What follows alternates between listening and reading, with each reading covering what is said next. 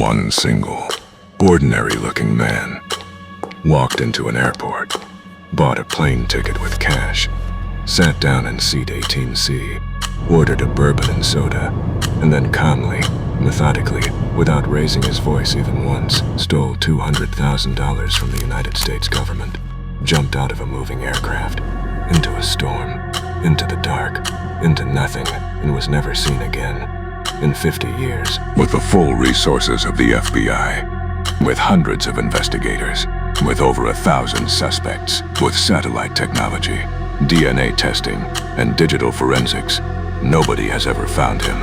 Nobody has ever confirmed who he was. Nobody knows if he is alive or dead. This is the story of D.B. Cooper, the only unsolved air hijacking in American history.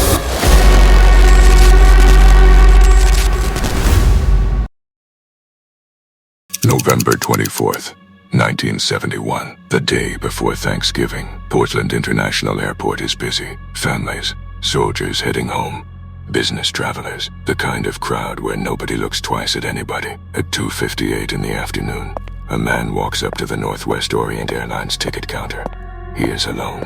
He is wearing a dark business suit, black jacket, black trousers, a crisp white shirt, a black tie with a mother-of-pearl tie clip, dark sunglasses. He is carrying a black briefcase. He looks like 1,000 other businessmen passing through this airport today. He pays cash for a one-way ticket. Portland to Seattle. Flight 305. The ticket agent asks for his name. He says, Dan Cooper. No hesitation, no nervousness. He takes his ticket, picks up his briefcase, and walks toward the gate. The ticket agent does not think about him again. Nobody does. Flight 305 is a Boeing 727. Short route. Portland to Seattle. Barely 30 minutes in the air. There are 36 passengers on board. 6 crew members. At 2:50 p.m., the plane pushes back from the gate. Dan Cooper settles into seat 18C. Aisle seat. Rear of the cabin. Deliberately chosen. He flags down flight attendant Florence Schaffner. He orders a bourbon and soda. He pays for it. He tips her. He is quiet, polite, unremarkable. Florence Schaffner is 23 years old. This is a normal Tuesday shift. She has no reason to think about this man until, about 15 minutes into the flight, he leans forward and holds out a folded note. She assumes it is his phone number. Men do this sometimes. She tucks it into her purse without reading it. He watches her do this. Then he leans over calmly and says, in a low, even voice, "Miss, you'd better look at that note. I have a bomb." Florence feels the words before she understands them. She opens her purse. She unfolds the paper. She reads it. "I have a bomb in my briefcase. I want you to sit next to me. You are being hijacked." Her hands do not shake, not yet. She was trained for this. Every flight attendant was, after a wave of hijackings in the late 1960s. She sits down next to him. Her voice is steady when she speaks. "What do you want?" He opens the briefcase, just slightly.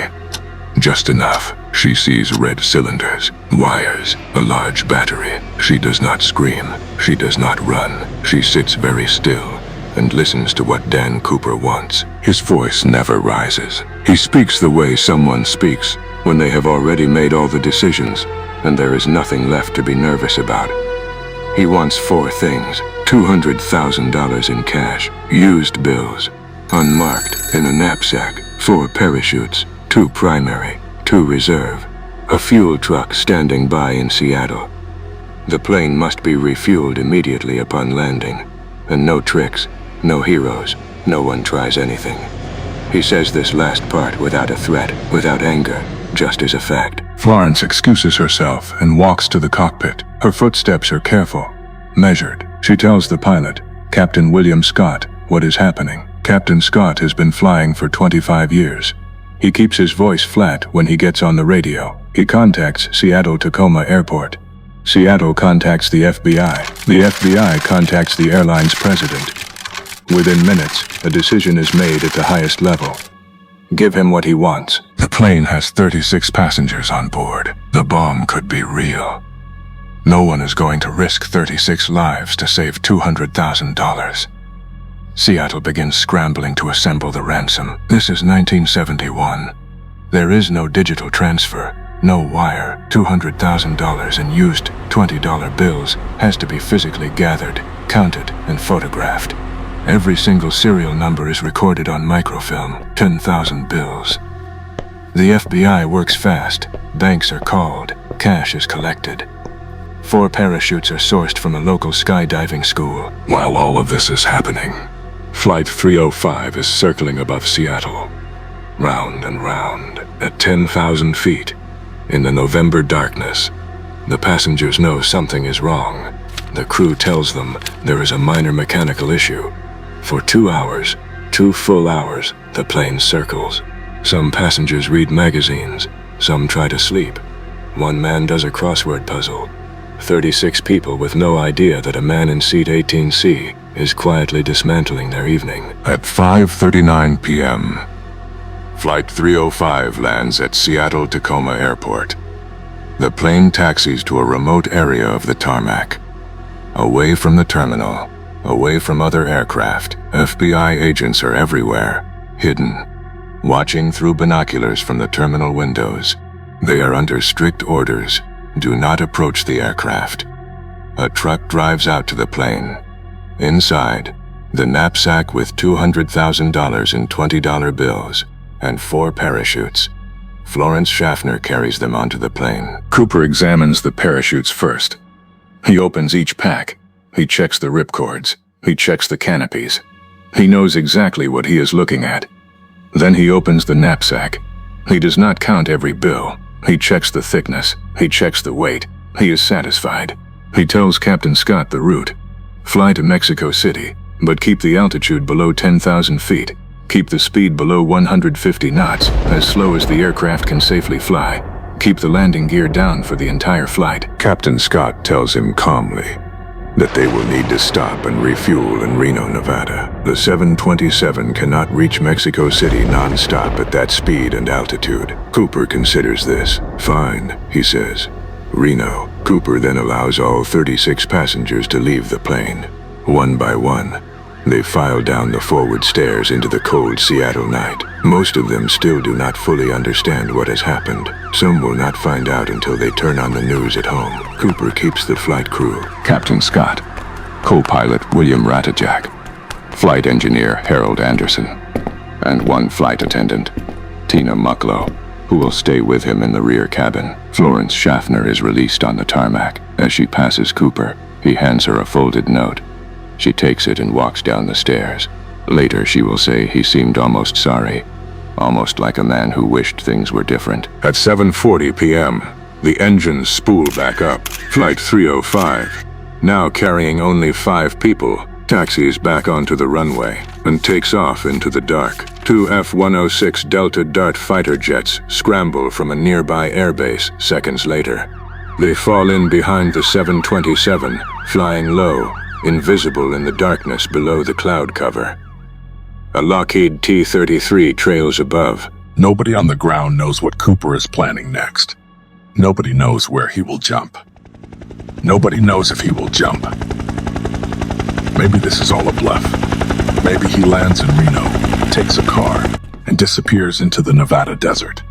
Maybe the bomb is fake and this whole thing falls apart the moment someone gets brave. Nobody knows.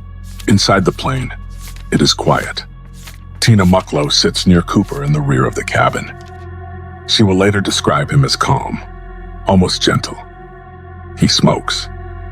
Raleigh filter cigarettes. He drinks another bourbon.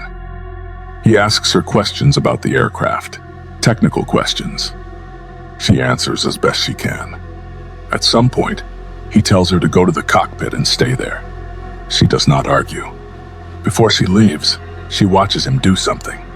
He ties the money bag, the knapsack, with $200,000 to his body using cords from one of the parachutes. He straps on a parachute harness. Not the best parachute in the pack. Not the civilian sport chute, with the easy pull handle. He chooses the NB6, a military back chute. Harder to operate. Designed for emergency bailout. No instruction card. No beginner features. He knows what it is. Tina walks to the cockpit. She closes the door behind her. The crew is watching their instruments. At approximately 8 p.m., a light flickers on the instrument panel. The aft air stair warning light. The stairs at the rear of the aircraft, the famous 727 feature that folds down from the tail, have been activated. Captain Scott picks up the intercom. "Is there anything you need?" Silence. Then, one word from the back of the plane. "No." That is the last transmission from Dan Cooper.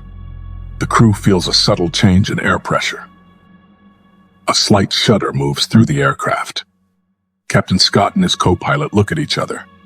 Outside, the pilots of the trailing F-106S see nothing. The clouds are thick. The night is total. The mountains below are invisible. The temperature outside the aircraft is 7 degrees Celsius and dropping. The wind from the aircraft's slipstream is approximately 150 miles per hour. The terrain below the Cascade Mountains of southwestern Washington state is some of the most dense, remote, unforgiving wilderness in North America. 1,000-year-old Douglas fir trees, ravines, rivers running black in the dark. No roads, no lights, no people. Somewhere above all of this, at approximately 8:13 p.m., a man in a business suit steps off the rear stairs of a moving Boeing 727 and falls into the storm. The plane shudders once more, and then is still. The FBI calls the investigation NORJAC, Northwest Hijacking. It becomes one of the most resource-intensive investigations in the Bureau's history. Within weeks, hundreds of agents are assigned.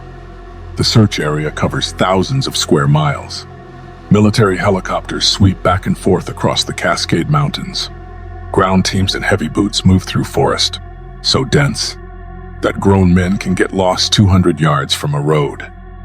They are looking for a parachute, a footprint, a scrap of clothing, a dollar bill, a bone, anything. They find nothing. The FBI begins its suspect interviews.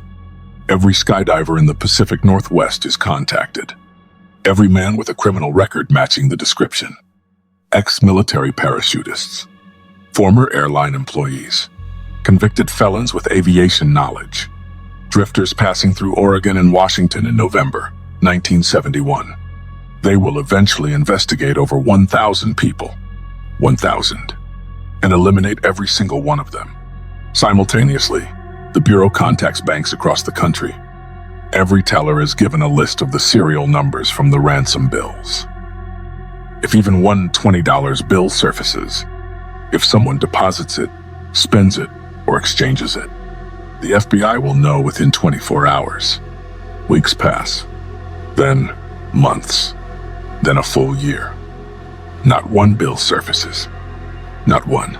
6 crew members saw Dan Cooper up close, for hours, under stress. Their descriptions are remarkably consistent.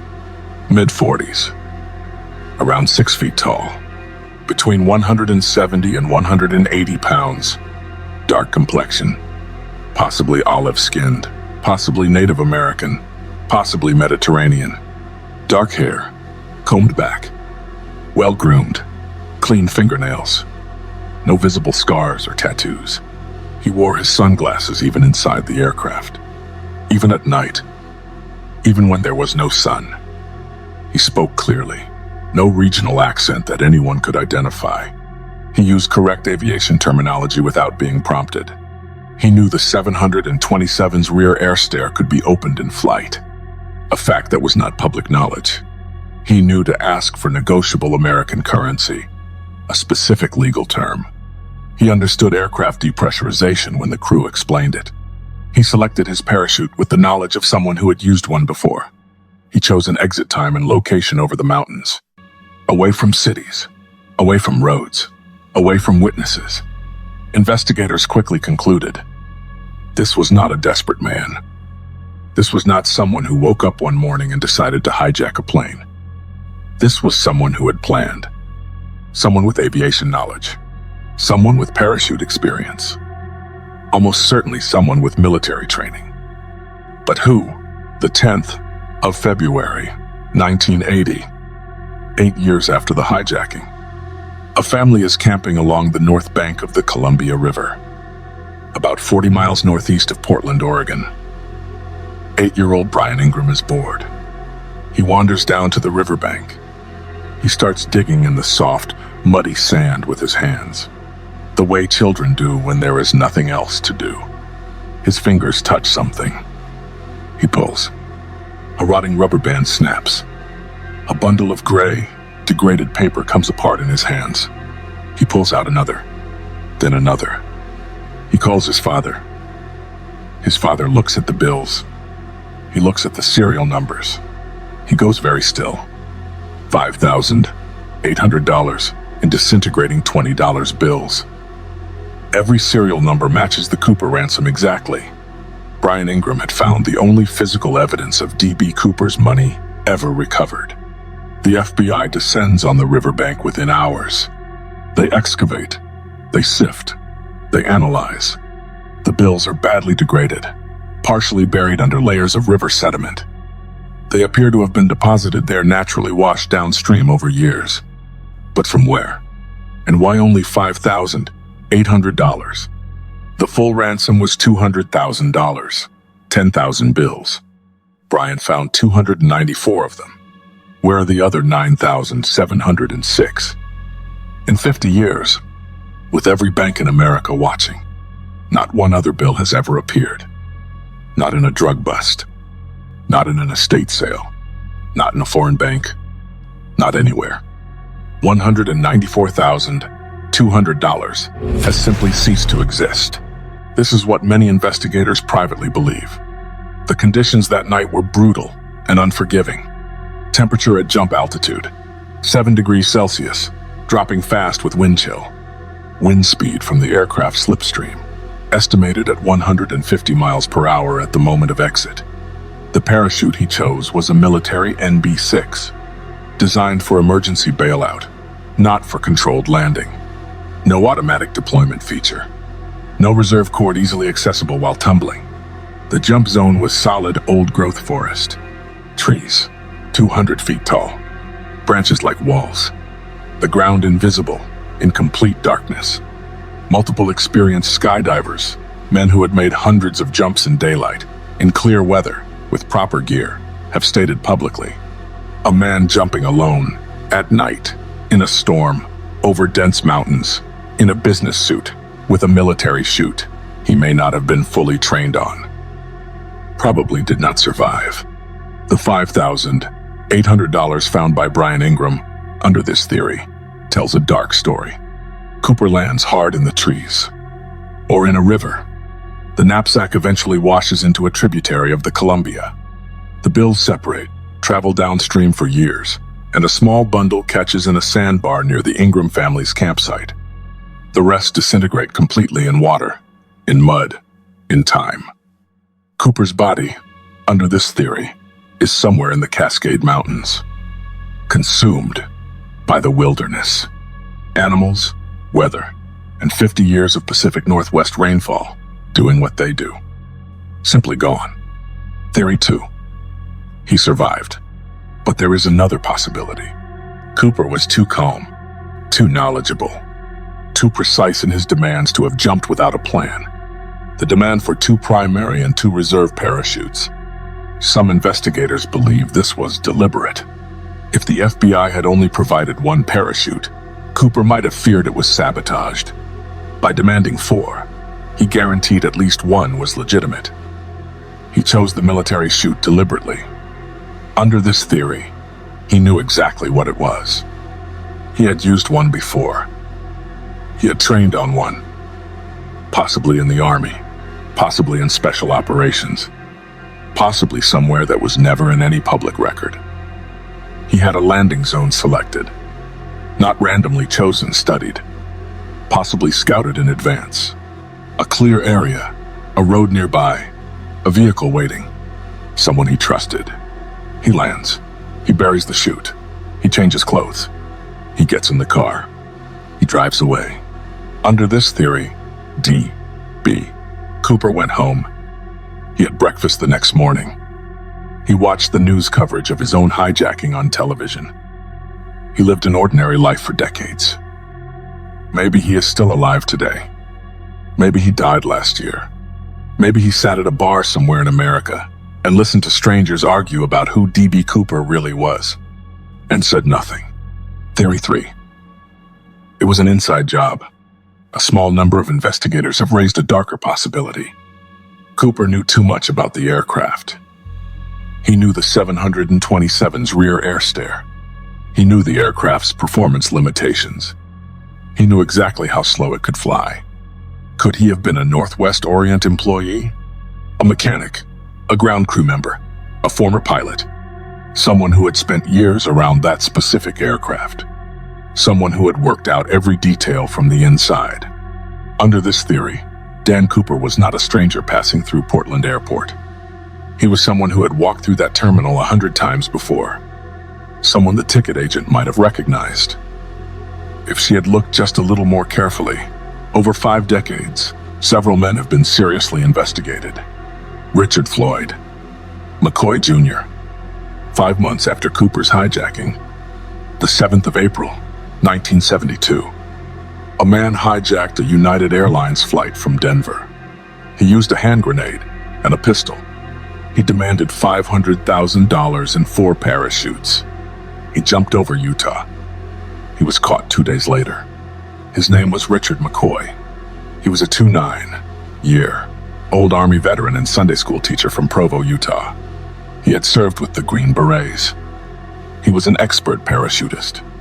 He had studied criminal justice at Brigham Young University. He matched Cooper's description almost perfectly. The FBI investigated him intensely for the Cooper case. He denied it. They eventually concluded the 2 hijackers were different men, based on witness descriptions and behavior differences. McCoy was convicted for his own hijacking and sentenced to 45 years. In 1974, he escaped from prison with 6 other inmates. 4 months later, FBI agents cornered him in Virginia Beach. He came out of his house with a pistol. He was shot and killed. He never confirmed or denied being Cooper. Kenneth Christensen, a former Army paratrooper, a longtime Northwest Orient Airlines employee, a quiet private man who lived alone in Bonnie Lake, Washington, just miles from the suspected jump zone. He matched the physical description almost exactly. Dark complexion, slim build, mid-40s in 1971. He died in 1994. After his death, his brother Lyle came forward. He claimed that on his deathbed, Kenneth had said, "There is something you should know, but I cannot tell you." Lyle believed deeply, completely, that his brother was D.B. Cooper. He wrote a book. He went on television. He pleaded with the FBI. The FBI investigated Kenneth Christensen seriously. They ultimately concluded insufficient evidence. Robert Rackstraw, perhaps the most investigated suspect of all, a career criminal from California, an Army veteran with airborne training, a con artist, check forger, and explosives expert. He was investigated by the FBI twice in the 1970s and again decades later. He denied being Cooper every time. In 2016, a private team of investigators claimed they had found coded messages hidden in Cooper's original ransom note messages that pointed directly to Rackstraw. The FBI reviewed their findings. They declined to reopen the case. Robert Rackstraw died in 2019. He never confessed. None of these men were ever confirmed. Not one. The 12th of July 2016. The FBI issues a statement.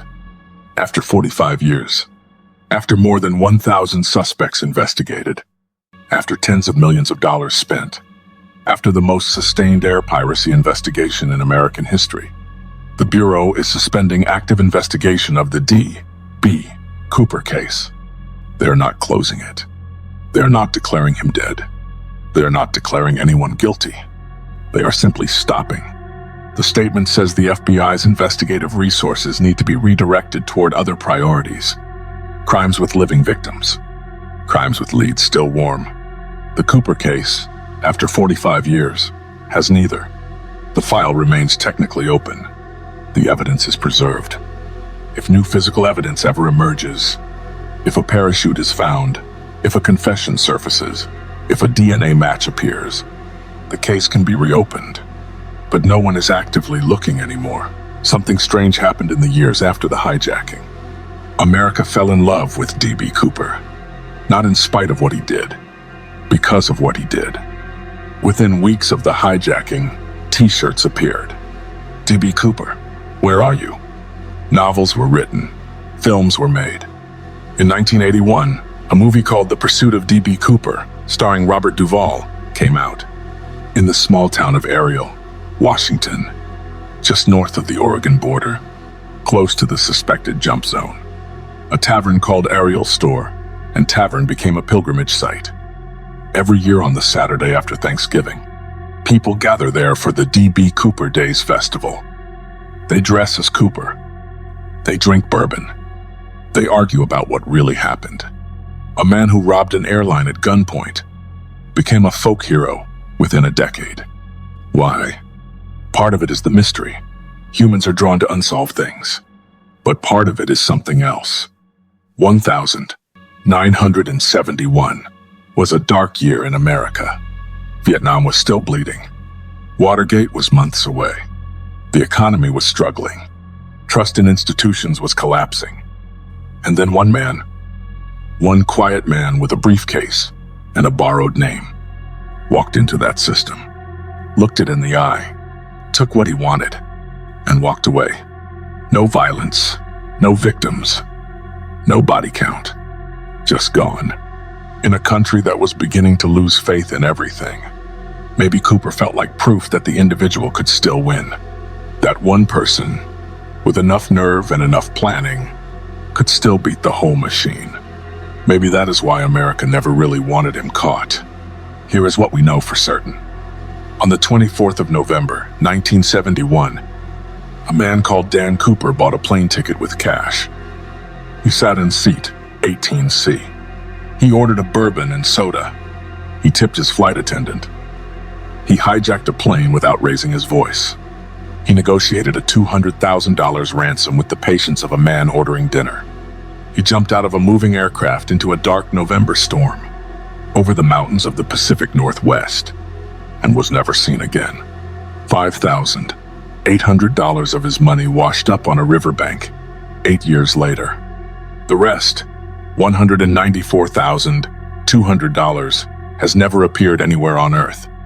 The FBI investigated for 45 years and found nothing definitive. Over 1,000 suspects. 0 convictions. 0 confirmations. The case is still technically open. D.B. Cooper, if he is alive, is somewhere between 90 and 100 years old today. If he survived the jump. If he spent the money carefully. If he lived the quiet, ordinary life of a man with a secret. He took that secret with him. We do not know his real name. We do not know his face without sunglasses. We do not know where he landed. We do not know where he went. What we know is this. Somewhere above the dark Cascade Mountains, on a cold November night in 1971, a man in a black suit stepped off the stairs of a moving plane. The storm swallowed him. The wilderness kept his secret. And America has been looking for him ever since.